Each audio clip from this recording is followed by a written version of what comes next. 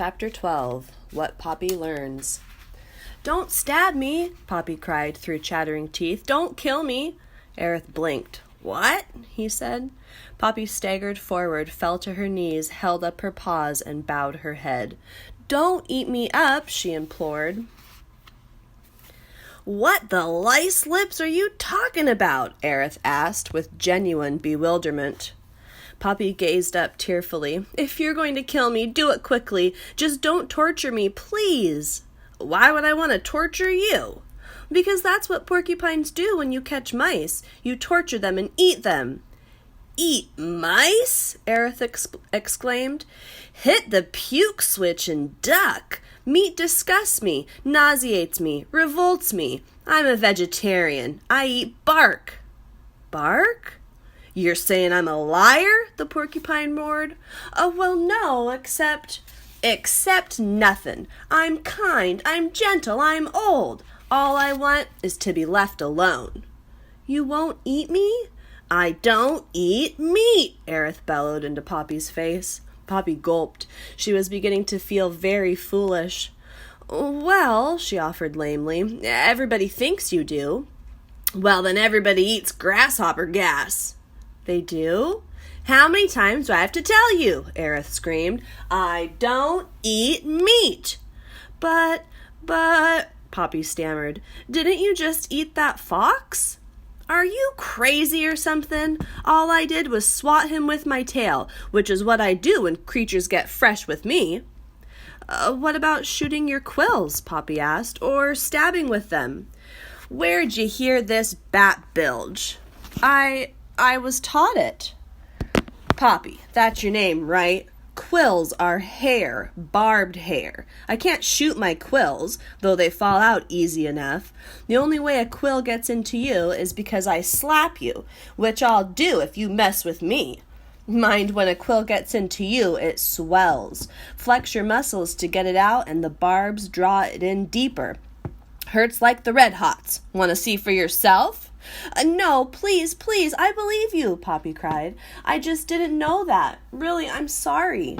"Probably isn't your fault," Aerith grumbled, in a somewhat softer tone.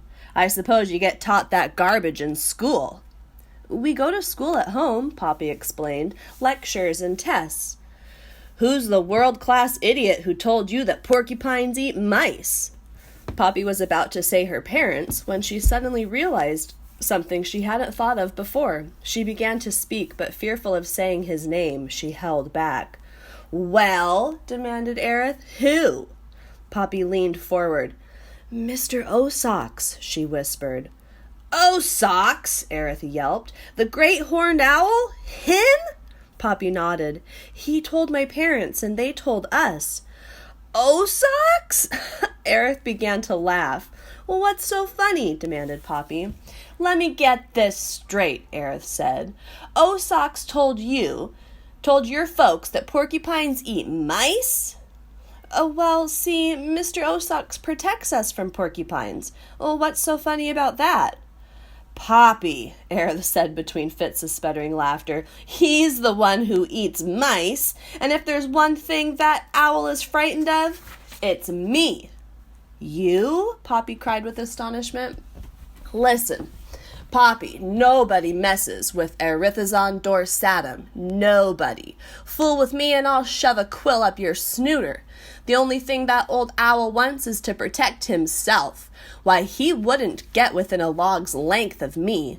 I may be old and fat, have a foul mouth and smell, but I can shake my tail and put it in his face. Yours too. Wanna see?"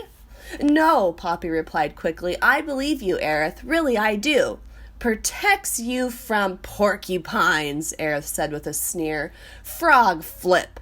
But if you believed that, what the worm water are you doing here?" "I was trying to get to Newhouse," Poppy explained. "And honest, that fox did chase me." Aerith snorted. "But you said Osocks told you to be scared of me. Is that right?" Poppy nodded. "Poppy," Aerith said, "running in here was smart." "It was?" "Sure. The truth is, you could walk by the side of a lake with no place to hide if I were with you. That owl would do no more than look at you." Really? Poppy said, feeling a great sense of relief.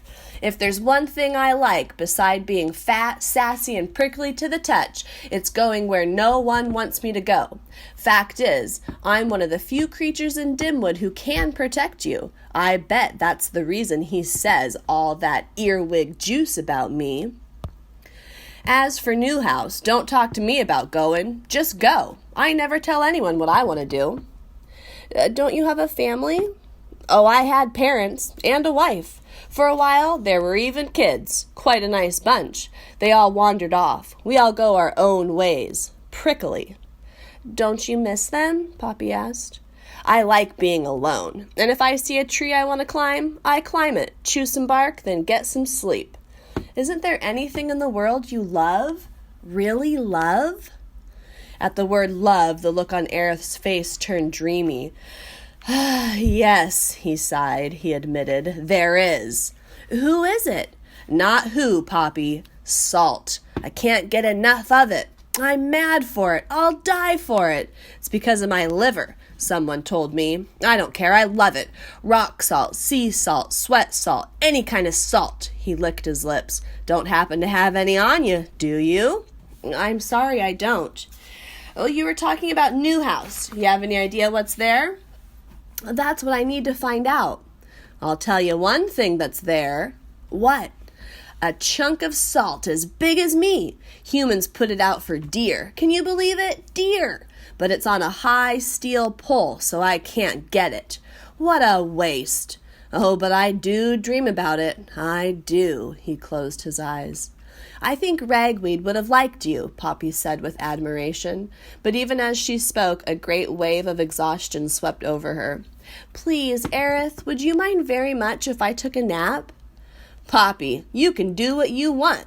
But if I were you, I wouldn't sleep where you're standing. As I've told you, it's my toilet, and it's too stinky, even for me.